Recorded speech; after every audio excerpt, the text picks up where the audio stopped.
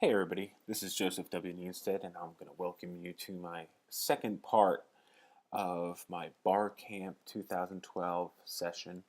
You may be wondering if you're looking at this where part one is. Well, it was an actual live class that we did at BarCamp.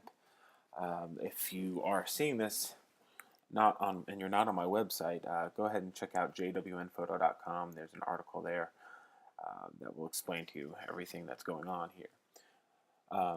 Basically, let's get down to it. I want to quickly go over with you what we had done in the first class without rehashing everything. I'm just going to bring up the photo that we had worked on there. This is Dr. King, and what we had done was we went over basic retouching techniques like blemish removal, line reduction, skin softening, teeth whitening. We also talked about brightening up the eyes. I showed you my dodging and burning techniques and some selective sharpening. And this was the final image that we had come up with, and hopefully you can see it a little bit better than you could have in the class because now you're looking at a much higher resolution screen on your computer.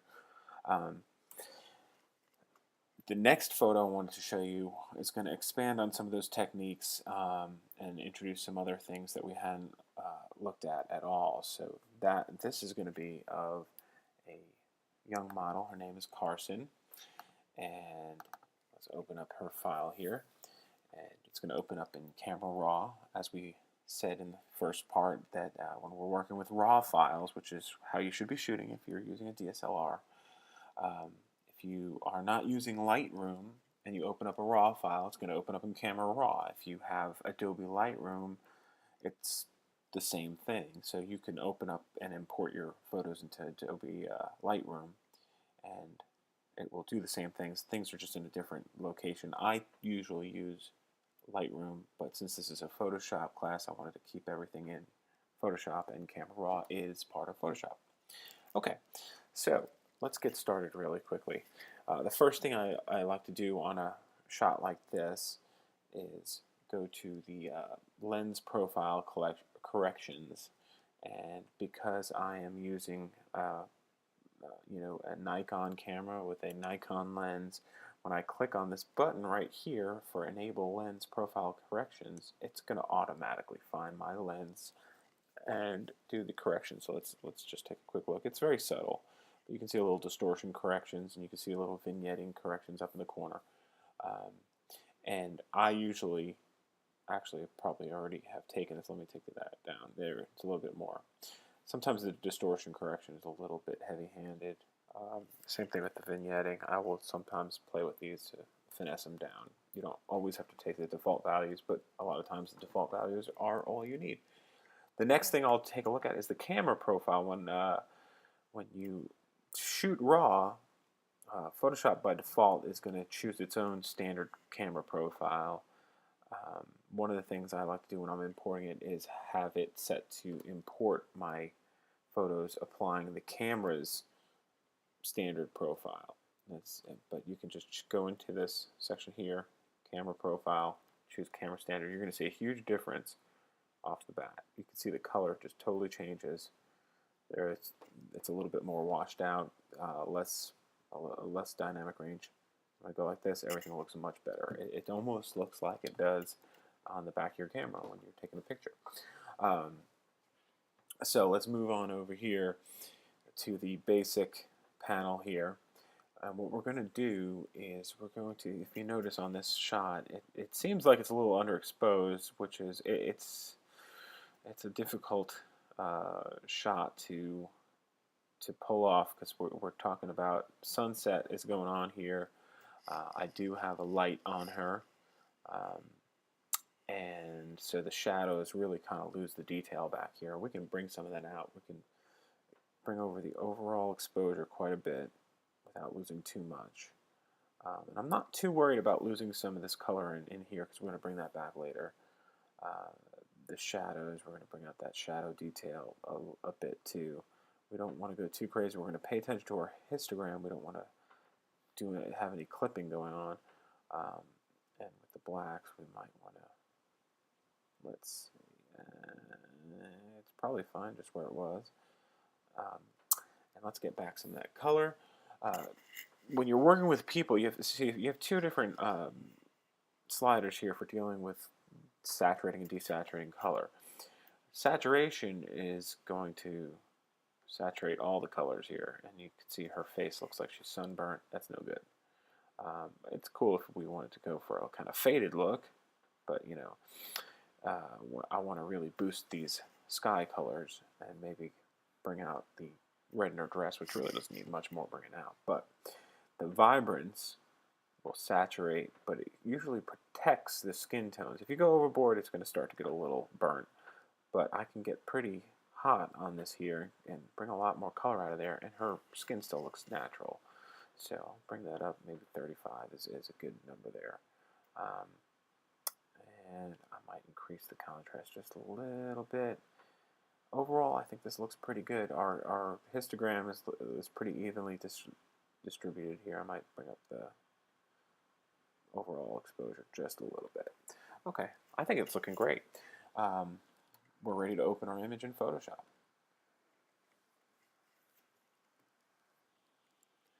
Now, what we're going to do first is we're going to remove some, we're going to just really dive right into this. We're going to remove some distracting elements that don't really contribute much to the file at all. I'm going to hit Command-0 just to give you a full view of the photo. The things I don't like in this photo, honestly, there's some spots on the bricks that are just kind of like this one here just totally distracts me. It draws my eye and it takes away from this beautiful girl standing right here. So a couple of these things here, and I really don't like this building back here. I just don't think it adds anything to the shot. It's just kind of a distraction. And this separation here, I might get rid of that just to even it out, give me a nice clean line going across the back of the photo here. And the biggest problem in this photo, which hopefully you've noticed by now, you know, when we're doing a fashion shoot, there's some tricks that are used to, you know, kind of give a tailored look to clothes that might not actually be tailored to the model.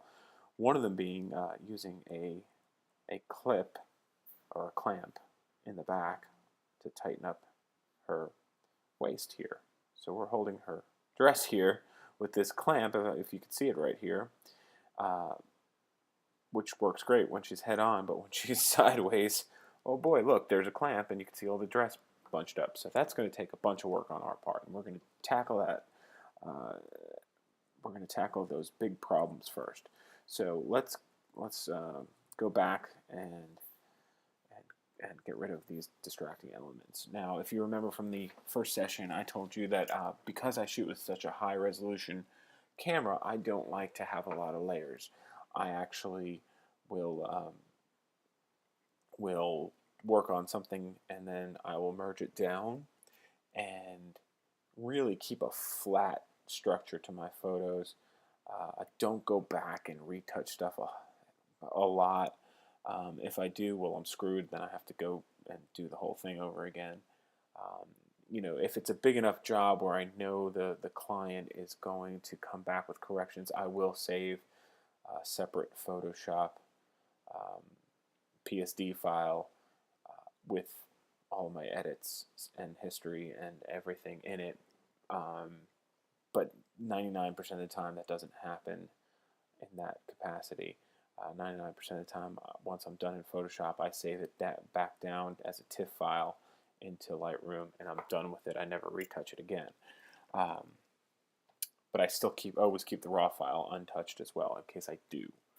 You know, because you don't really ever say never. But let's get to work. I'm babbling. So we're going to duplicate the layer here. So that's this Command J. And we're going to get to work. We're going to hit the clone stamp, normal. Let's hit it to 100% right now. Let's get rid of some of these things. Here we go. Get rid of that. Oh, see, I already don't like what I did there. Let's try the healing brush tool for this. This might work a little bit better on some of these. Yeah, that's definitely the better tool to work here. So let's clean that up a little bit, and a little bit of distraction there. That's all fine though. It's a little uneven, but that's cool. And there we go. A little bit more. Anything else? That's cool. That's cool. All right. Nothing else that really I would use the healing brush for on this file. So we're going to merge it back down. Command E, and then we're going to Command J. We're going to go back there. Now let's bring out the clone stamp. We didn't get to do much with anything with the clone stamp before, so now it's time to get started. Let's get rid of this guy right here. This one's a little bit easier, so I can quickly go through this and maybe slow down on some of the other stuff for you so you can see what I'm doing. I'm on 100% opacity. It's going to put it to 100% flow. We're going to be set to normal. And I want kind of a hard brush here, not too, maybe like around 50, and not too hard, not too soft. And I'm going to, here we go, we're going to get rid of this little bump here. That's it, got rid of it. And we're going to do the same thing. Let's go this way. Let's go from right to left here to get rid of this. And we're just going to be careful to kind of keep this line going. Yeah, we're getting a little sloppy here, but we're gonna clean this up.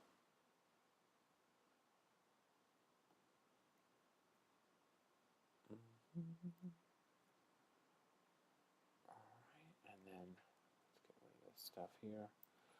Actually, get a little smaller brush.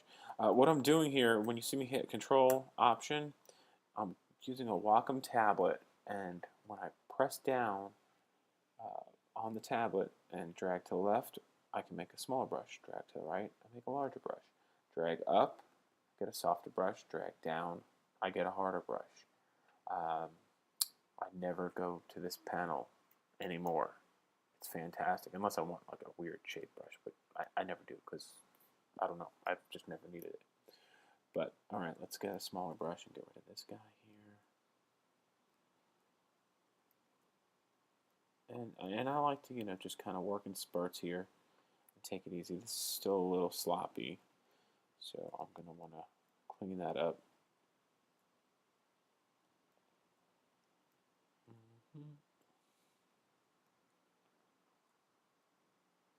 Okay, and it's not perfect.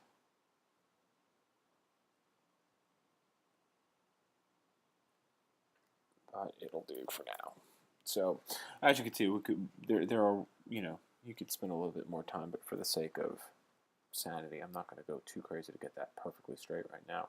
There are a couple of different techniques to do that, but usually it's just a matter of a steady hand and taking your time, which we're not taking too much time right now. Let's see.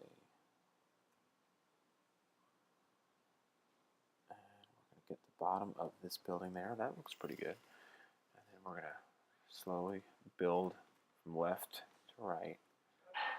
And we're going to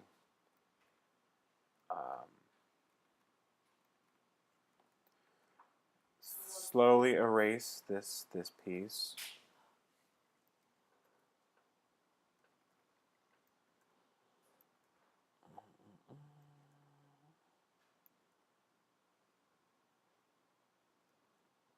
See, it's almost gone. Let's back out and take a look at what it looks like. Oh, that looks pretty good. I'm thinking that looks pretty good. Okay, now the hard part. We gotta get rid of this clip. So we're gonna zoom in. This is where having a high resolution camera really helps, and this keyboard shortcut you're seeing here is actually the zoom ring on my Wacom tablet. The keyboard command to zoom in, if you don't have a Wacom tablet, would be Command and the equal sign, which is really Command plus, but it'll show up as equal sign, and Command minus to zoom out. Anyway, and the space bar, of course, gives you the grab tool so you can move around on the image. All right, so we're going to clean this guy up here. We need a much smaller brush. And what we're going to try and tackle first is down here. We have this piece. So let's try and smooth her out. And we want to get these edges are really the most important. That's not bad at all. The edges are definitely the most important parts because that's the ultimate tell of, hey, something's going on here. It's when you look at the edges and they are sloppy. So we want to kind of take our time with a very small brush, not too hard, not too soft, kind of in the middle.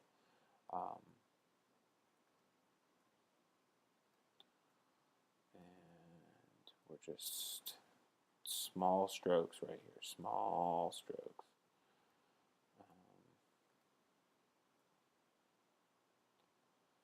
There we go. And that is not too bad. Now, see, now if you look at it right now, you might be like, Joe, that's okay. It's not too great. It's not that neat. But look what happens when we zoom out to a normal level. You could never tell that that even happened there. So actually, I do see one problem though. I'm glad I zoomed out. It's always nice to look at it the way you would look at the picture, to zoom out and see it. But I actually got rid of this white line here, and that doesn't make sense. There we go. Okay, now it should look normal. There we go.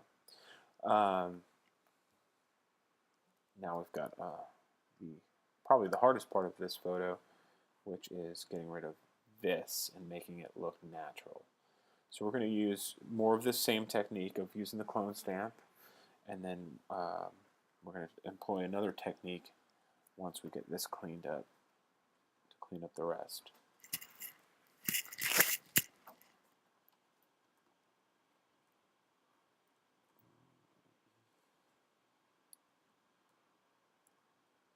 Let's see. I just want to get a selection. I'm holding the Alt key and selecting a source. I need it to be in a clean area so that I can get a good clean selection. But like I said, it's small strokes, lots. You got to do it plenty of times. You take your time with it and it'll work out fine. There's no one-click fix for stuff like this. I wish there was. Content-aware fill and content-aware in general is an amazing tool, but for details like this, it just wouldn't fly. It would just get you frustrated because it'll get close, but no dice. Now, when you're dealing with landscapes and things where it doesn't have to be so accurate as far as, you know, a person's clothes that would look awkward if they weren't done right. You could replace trees and bushes and grass and stuff with it, and it's fantastic. It saves you so much time. But there's nothing wrong with spending a little time, especially when the subject is an attractive woman or man, as long as it's not a something you don't want to look at for hours on end at extreme detail. It's not that bad. I'm not going to complain. I could be outside working on some crazy construction site and getting all sweaty. And you get the idea. All right, so. Oh, a little botch there. Okay. So far, let's take a look back, see how we're doing, see if anything sticks out. So far, we're looking good. All right, and then we want to follow the line here, and this is where we're going to run into some troubles, but that's when we're going to use another technique to fix those out. All right, let's go up here. Cool. All right, very good, very good, very good. I need some space here, so I'm going to come over and do some broad strokes right now. All right.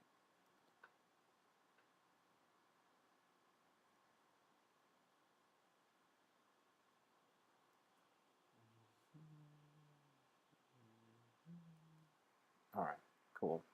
It's not fantastic looking by any stretch of the imagination yet. But let's see how she looks. Oh, come on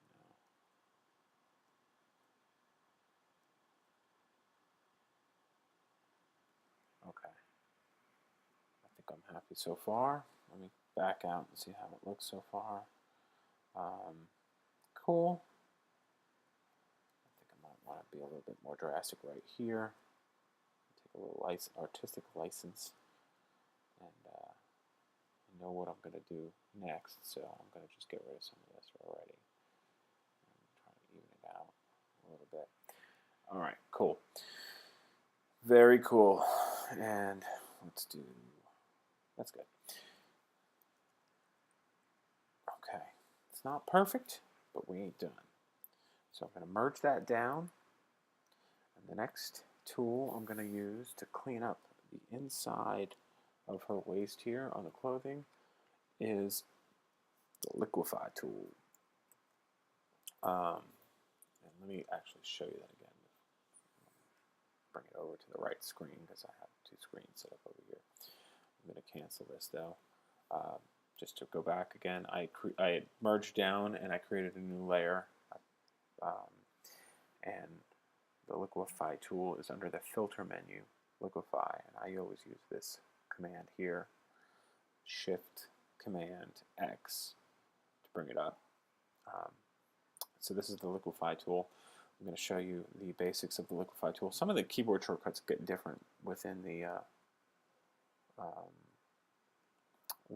different kind of sub applications of Photoshop. So I just want to, you might see me screw up because I always get them mixed up. So first thing I want to show you is the Freeze Mask tool. And what the Freeze Mask tool, and I'm going to turn on Show Mask so you guys can see it. What the Freeze Mask tool does is I paint it on a selection that I don't want Liquify to affect. So I'm going to make this brush a little bit smaller, and I'm going to paint over certain parts of the photo that I don't want Liquify to change. So I want to get this edge here. I don't want that to change. And I don't really want this to change too much. I want to kind of keep this all intact. But the edges I'm going to play with. So I will leave those alone. And then over here, I don't want to mess with this too much.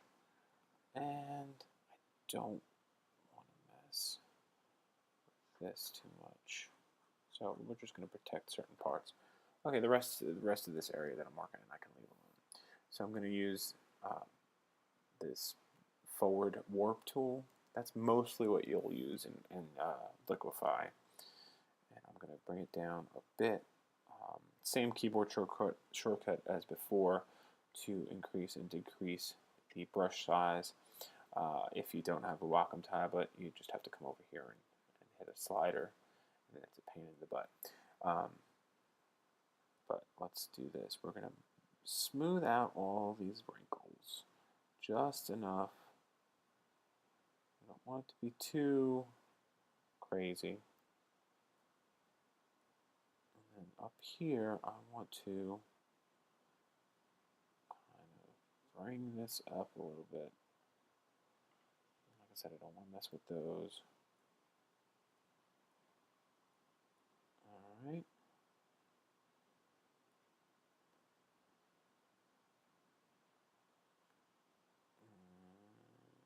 Let's just bring that in a little bit. Let's bring that out a little bit. It's okay to have a little bit of wrinkle.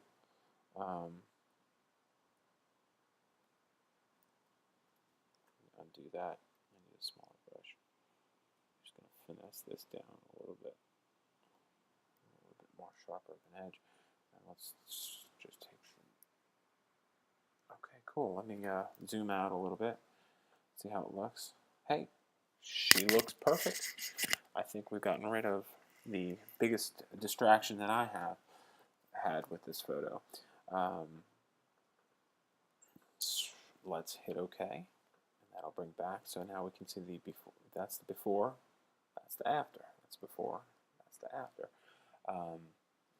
So we've gotten rid of that whole bunched up back of her dress. We got rid of the clip. We got rid of the building here. We got rid of that little separation here to kind of make this line seem a little bit more solid. And we got rid of some of those distracting elements in the back here. So quick look around the photo. Everything looks good. I'm going to merge it down. And the next thing that we're going to do is work on her skin and her face, and we'll employ some of the techniques that we had in the first session. So let's go ahead and zoom in on her face. All right. Now the first problem I see is we've got some stray hairs here. Those got to go. Otherwise, maybe a little bit of brightening in the eyes. We might want to tame some of the shine here from the light. There's a little bit of shine here, not really much. It doesn't even bother me that much. It actually kind of looks cool, but I'll show you how to tame that anyway.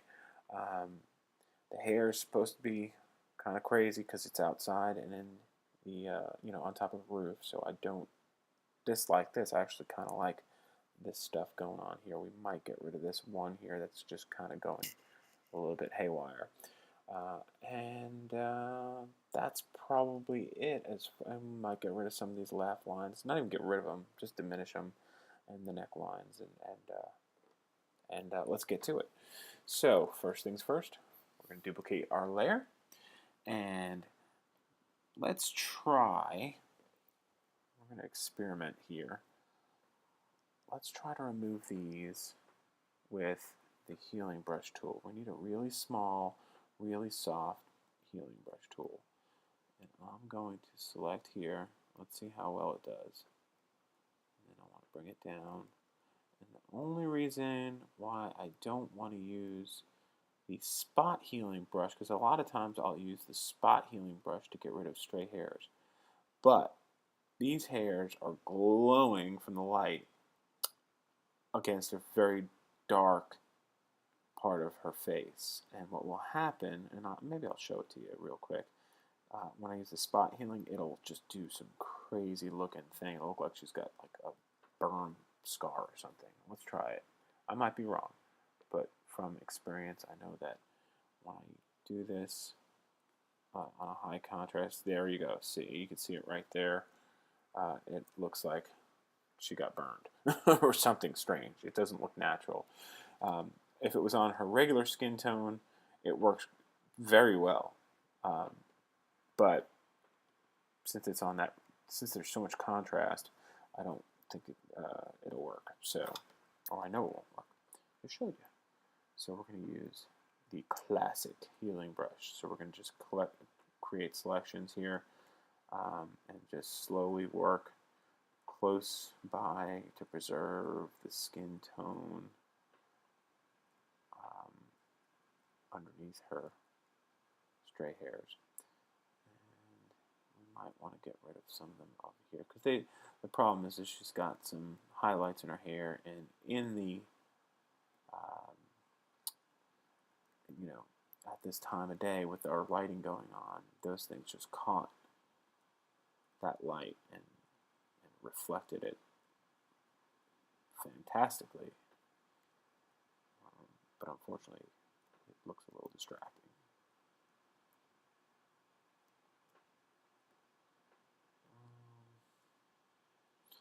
I'll go too nuts for the sake of time. You can see what I'm doing here though, hopefully. And this is all very quick. I'm loosely just cleaning this up. It doesn't have to be 100% perfect here, because she's got a lot of stray hairs blowing in the wind. We just want to get rid of these really bright ones so that they're not distracting from the rest of the photograph. This is a ton. Oh, there you go. Look, that's a classic issue with the healing brush. So that if you get too close to an edge, that edge will shoot out on you. But this is fine. I don't need it. I'm not looking for absolute perfection here. I'm just looking for diminishing and a better photo. Okay. What do you think? Should we get rid of these? Yeah, let's get rid of these. Get a little bit bigger.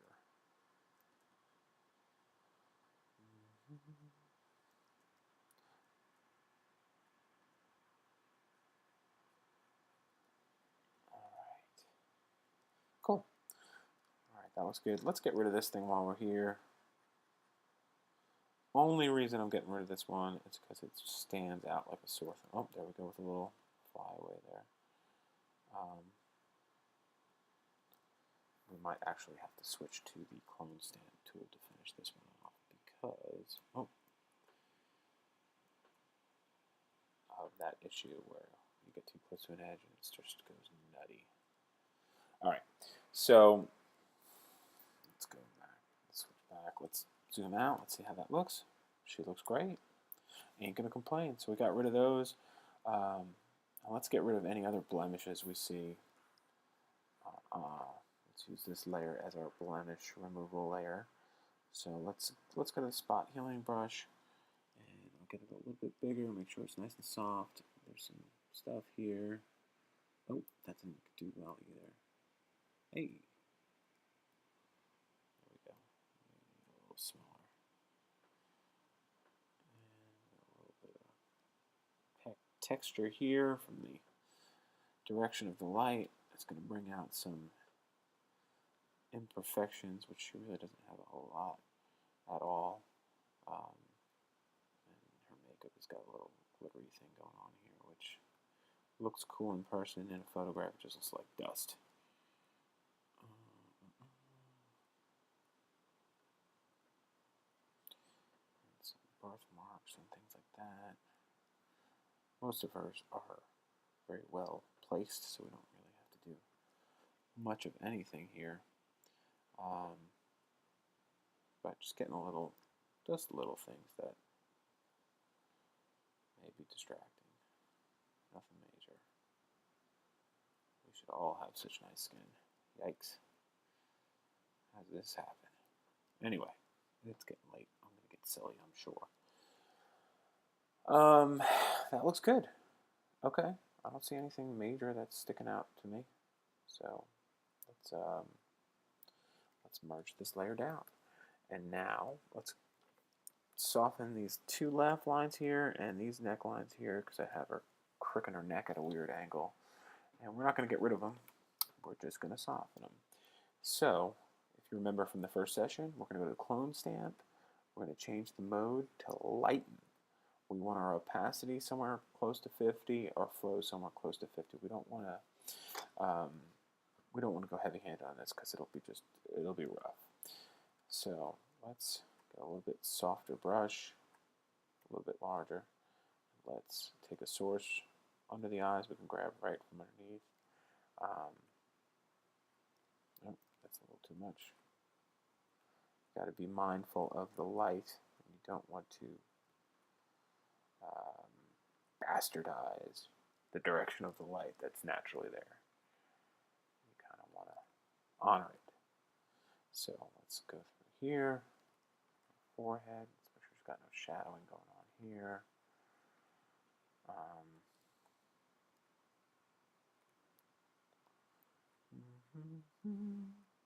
We want to try to maintain the direction of the light too, which on this photo is coming from the right to the left. It's actually coming, you can see from the her catch lights in her eyes, it's coming from up here down.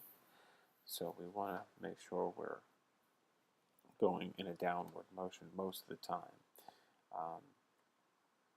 just to make it look as natural as possible. Here's these laugh lines that we wanted to diminish. Like I said, we're not going to get rid of them, we're just diminishing them. Maybe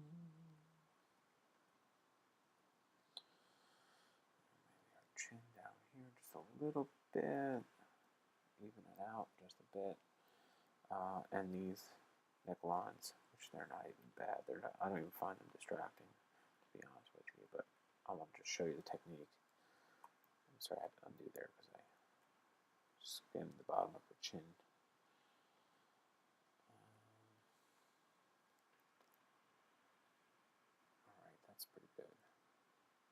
Nothing too crazy. Maybe lighten up the shadow just a bit so it's not so stark. There we go. All right, and let's see the before after. It's a little drastic, right? We're not going to go that drastic. We're going to take our opacity all the way down. We're going to slowly bring it up till it looks natural, and we're happy. There we go. I'm happy. So we're going to merge that down.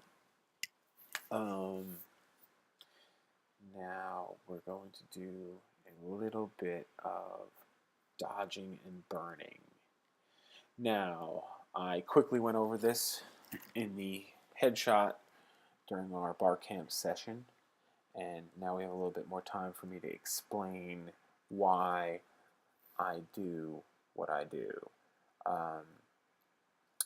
When I do dodging and burning, I like to duplicate my layer. I'll do dodge first. I'll duplicate my layer. I'll switch the mode to screen, and everything's going to get really bright. Then I'm going to put a layer mask on it. So I'm going to go down to this add layer mask. I'm not going to click it yet. I'm going to hold down my option key and then click on it. I get a black layer mask. I'm going to switch to my paintbrush. I'm going to have a white foreground color. I'm going to paint on this black layer. So what happens is when I paint on the black layer, I reveal what's behind, which is going to be our screened duplicated layer, which is brighter. What the cool thing is about this is I now have complete control over the opacity, so I can change the level of opacity and flow of how I'm painting on here, as well as I can switch back to black and erase something I've done without having to worry about undoing and going. I can overshoot my paintbrush stroke and then go and paint it back in a little bit, and it gives me much more control. And then finally, I also have the overall opacity where I can finesse the dodging and burning. I think it works great. So what we're going to do here is I want to darken, I want to lighten up the highlights here. So let's zoom in and, I just raised it, increase the brush size. So let's see, we've got these highlights here on her hair, her eyes, we want to maybe give a dot there, and her cheek, and her forehead, and her chin. Those are kind of the areas you like to highlight. And then maybe some of these folds in her dress, we'll bring those out a bit. And it might look a little ridiculous. I'm not even going to do that. It might look a little ridiculous now, but that's fine. And let's hit this line here of the... well, here's an example. See what happened here? My brush went over this black line. I didn't want it to go there. So I'm going to hit the X and swap out my brushes, my colors, and paint with black right over there. And I could swap it right back out and come right over there again. And let's go back over here. All right, cool. It's kind of silly. Whatever. Oh, I'm hitting the wrong keyboard. So now, let's say I'm doing this. Sorry, guys. Let's say I'm doing this, and I say, oh, I don't want you to index right now. Let's say these are too heavy-handed. Maybe I want to use a lower opacity, but I don't want to change this. Let me go back and paint over these with the black. So it's kind of undoing what I was doing before, right? And I don't know why this mouse posé thing is stuck right now. I'm going to do a little troubleshooting. I'm going to quit mouse posé and turn it back on. That's mouse posé is an application that lets me show you my screen shortcuts that I'm using. And all right, options, toggle keystrokes. Let's see what's going on. Okay, yeah, I got stuck. Anyway, where was I? Oh, I was erasing some of these strokes I did in here because I wanted to show you the beauty of this method of doing dodging and burning. So now, let's say I wanted to go back and do this. I'm going to switch back to the white. And I'm going to give myself a much lower opacity. And then I can paint in here, and it's not so drastic. You see this. You can see on the black layer here that these brush strokes are very light. They're very, light gray instead of white. And that, like that. That is the beauty of using this. You can have complete control all on this one layer, and then you can see she looks crazy right now. You wouldn't ever do that. But I'm going to just bring it up. I'm going to bring it all the way back down to opacity on this layer. Just slightly bring it up, maybe 20%, not even 17%. Look at the difference, though. It's very subtle, but it makes a difference. So I'm going to merge that down. We're going to do the same thing. We're going to do multiply, and this will give us a burn layer. Option key, add layer mask. We're going to have the paintbrush tool. We're going to have a white foreground. Now what I want to do here, same kind of thing. Let's bring the opacity way down on this because we don't want to be too heavy-handed. But let's get some of the hair up here. Let's get her neck down here. And I want to darken up this area of her neck so her face kind of has a little bit more definition. And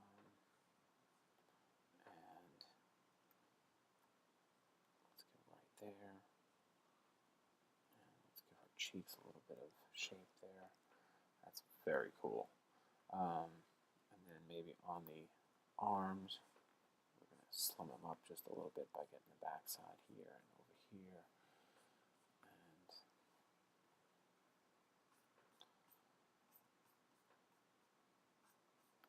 And I got a little heavy-handed here, so what did we learn? I can switch, I hit the X key to switch my foreground and background colors, and I can paint back over this. And bring it back a little bit more. Yeah, there you go. Cool. The other thing I wanted to do with this is I actually wanted to darken these bricks in the back. So let's just paint on them. Switch back to white. Let's paint on them. And it doesn't have to be absolutely perfect. It just has to be enough to get my point across. All right. And you can see we went a little bit over here, so I can just get my fingers back just a little bit. X, get a little bit hotter here. This is perfect. I love it. I think we're doing fun stuff here. Let's back out. And once again, we can see we got some mist over here, some mist over here. It's cool. Very, very cool. Let's bring the opacity all the way back down. It's the same thing as before. We're going to just very slightly, 18, 19%. I think we can back it off a little bit more, 15, 16%. Cool. And you'll see a big difference, though. Look at that. That's a huge difference to me. Subtle is huge. All right. So we did our dodging and burning. Let's do some selective sharpening. Now, there's a lot of ways to do this. The easiest way in a photo like this would be to just make a duplicate layer, right? We can go to Filter, Sharpen, Unsharp Mask, throw it all the way to 500, radius of 1 pixel, threshold about 4 levels of threshold, hit OK. It will look absolutely terrible if I zoom in right now. It'll be so overly sharp. Look at this. You can see it. Look at her face. She looks ridiculous. But we're not going to, Obviously, we're not going to leave it like that, but it makes it easier to see what you're doing. So let's add our layer mask, and now look, she's back to normal. She's still pretty sharp, just because the lens is nice and sharp. But we're going to paint on her hair and her face. Let's bring the opacity up a little bit more on this one. Her face, we're going to get her hair, and we'll just get pretty much most of her body too. Her hands, we definitely want her hands to show. These buttons are awesome. Her dress, and there's a lot of texture in her dress. We want that to show.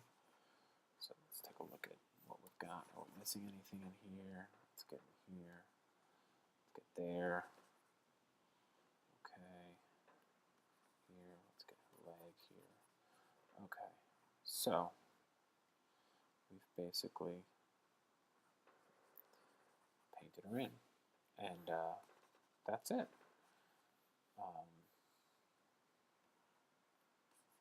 You know, that wasn't too bad. And now what we'll do is we're going to zoom in really tight, and we're going to back off on the opacity here, and we're going to get it to a point where it's acceptable.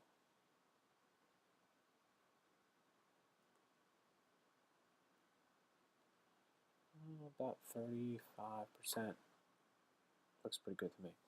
Alright, so before I commit to this one, I want to show you a different way to do this, just because I can. Different method to do this. Let me hide that layer, and I'm going to duplicate this layer. We could do, in a situation, depending on the situation you're in, you could do something like this. And you could go the opposite direction too, where you can blur the background even more and sharpen the person. And the way I would do that is I would go to my quick selection tool. I would make a quick selection of my model, right? And let's get some of her hair here, not too much. And let's not forget her arm. And let's get this leg here. And we use the Option key to remove some selections. So if we grab some stuff we don't want, we can just use the Option key to get rid of it.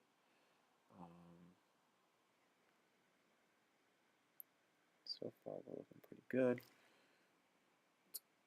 Alright, let's get rid of this part here. And very cool way of doing this also. Once you get your quick selection done, I always like to go to the select menu and hit Refine Edge.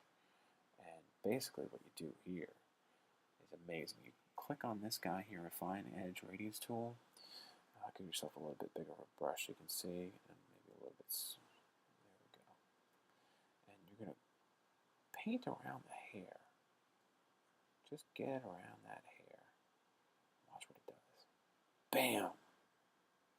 How amazing is that? Some other things you might want to do. Since this is just for sharpening, we don't have to be that great. It can be a little loose, but these are all tools that you can finesse. Shift the edge in a little bit, decontaminate colors. All these tools are basically taking the edge and trying to make it look a little less stark. You know, it'll make it look a little more realistic. So you experiment with those on different types of images to get the best results that you can get. All right, so we've got we've got our selected image here.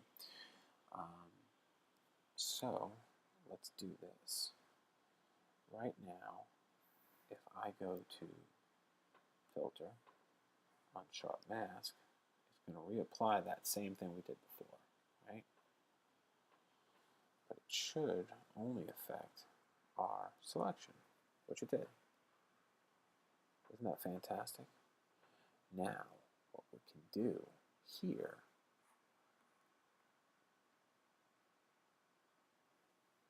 is we can back this off just a little bit. Actually, let me undo that. this is where it's dangerous. I wanted to show you something else first. If we're going to do what I want to do now, we can't sharpen at 500%. Let's go to Filter, Sharpen, Unsharp Mask, because if we just choose the last one, it'll go. Let's do it too. Let's get it right.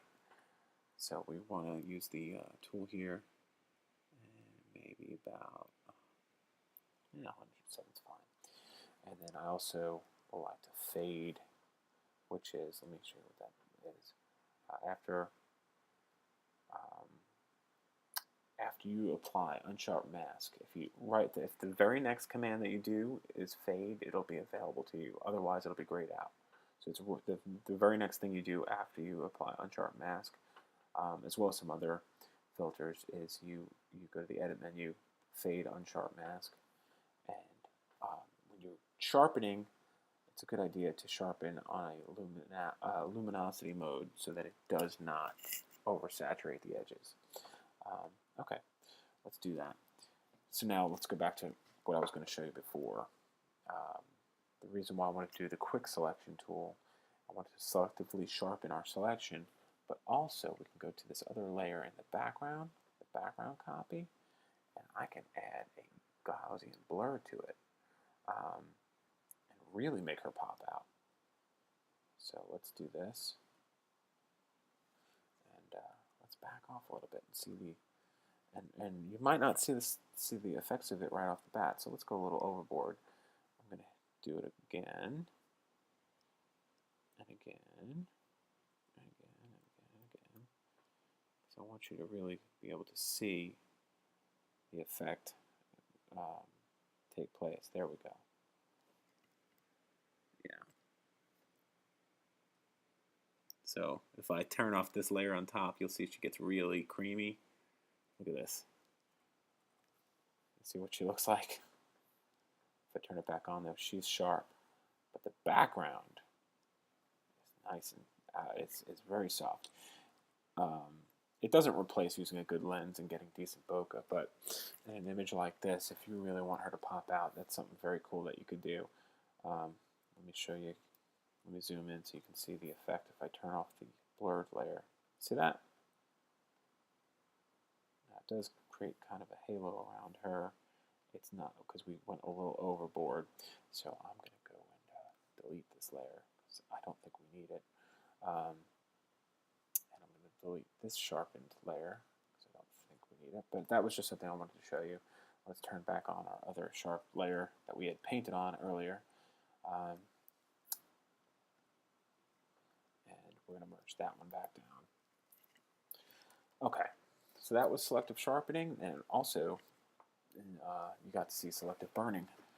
The last thing I'm going to do, because we're coming up on an hour here, so I really have spent twice as much time on this photo than I would have if we were at BarCamp.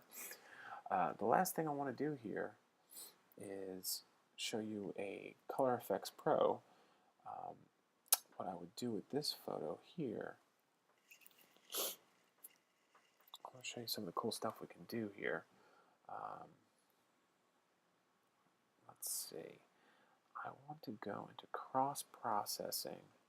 I want to find something that's going to bring the color of the sky out. Let's see. Let's go through these a little bit. That's kind of cool. That's a really... do we want to go pink or do we want to go yellow? Let's go yellow. Let's bring the strength of that up quite a bit. Let's add a filter also. Let's add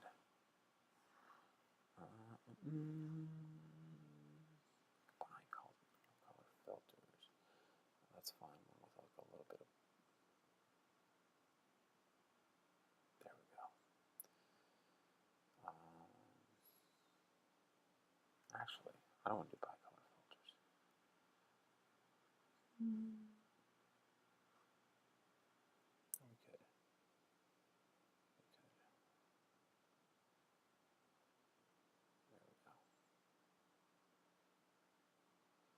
Very cool. She looks ridiculous, but look what we're going to do here. Actually, we could have done this with the selection we had made before with the quick mask tool. But we don't need to. Let's just grab the eraser. Let's do this real quick. Let's get a bigger tool, soften it up. Let's erase this effect on this layer here. Because I only really want to affect that sky. You might think, gee, that's a little drastic. You're kind of cheating here. But don't worry, we're going to back it down so that it looks more realistic. We're really just enhancing colors that were mostly already there. If you remember that first original image I showed you before we brightened up her, the sky was very, very saturated. But in order to bring out the best colors in her, we had to brighten up the sky, which meant it got desaturated. So, alright. So we're going to try and bring some of that back using some filters here. Not a little too hard on there. I do want it to poison this. Oh. Zoom in a little bit so I can see what I'm doing. Small brush.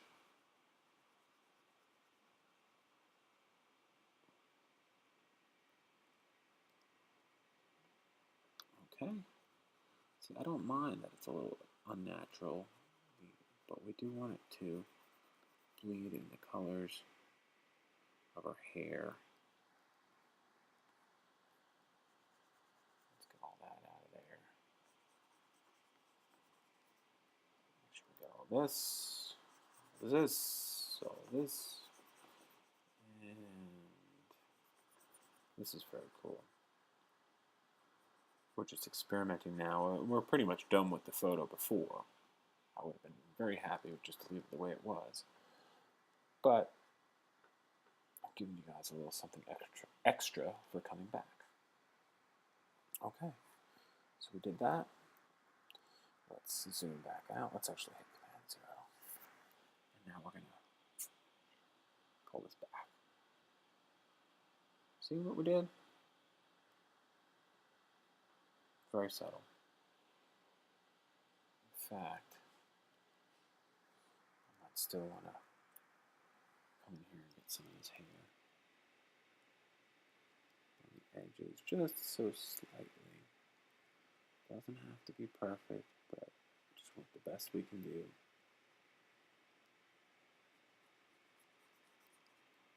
Alright. This is looking awesome. I love it. I love it. Alright. Cool. Let's bring back the opacity just a little bit more. Like I said, subtle. Subtle is big. One more Color Effects Pro and then we're done. We're going to use my favorite effect. It's not even an effect really. It's Pro Contrast. I like to call this the Awesome Maker. I really don't call it that. But it's just a really cool tool to do some very quick things. When you're doing a lot of images, this is a great way to just make a photo pop instantly without having to do a whole lot of finessing. Just 3 sliders, knock it out real quick. You're going to get your whites whiter, your blacks blacker, your color. You can nudge it just enough to make it look a little bit more natural, and that's it. Look at that. All right. So let's do this. I'm going to save it for web. Yes, I know. My camera's got ridiculously large files. I'm going to save it for web just so I can post it.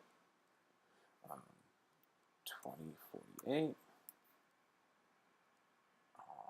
Hit save. Desktop, save. Okay. And let's minimize Photoshop. Let's take a look at the before and after. And that's the before. Check that out. That's the right out of the camera raw file.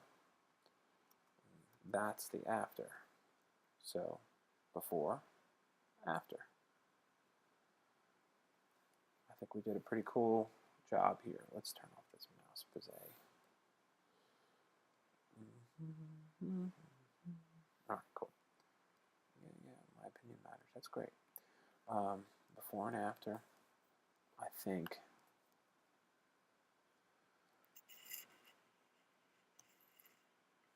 we're done. We just went over an hour. All right, guys. Thank you so much. Make sure you visit jwnphoto.com to see what I'm up to. I also have another site that where I talk more about the business side of photography called joegoespro.com. Sorry, joegoespro.com. Also, you can go on to Facebook, facebook.com/jwnphoto. On Twitter, I'm Joe Latex, and that's spelled JOEL, the number 8, X, Joe Latex. Thanks a lot, and I'll see you guys around.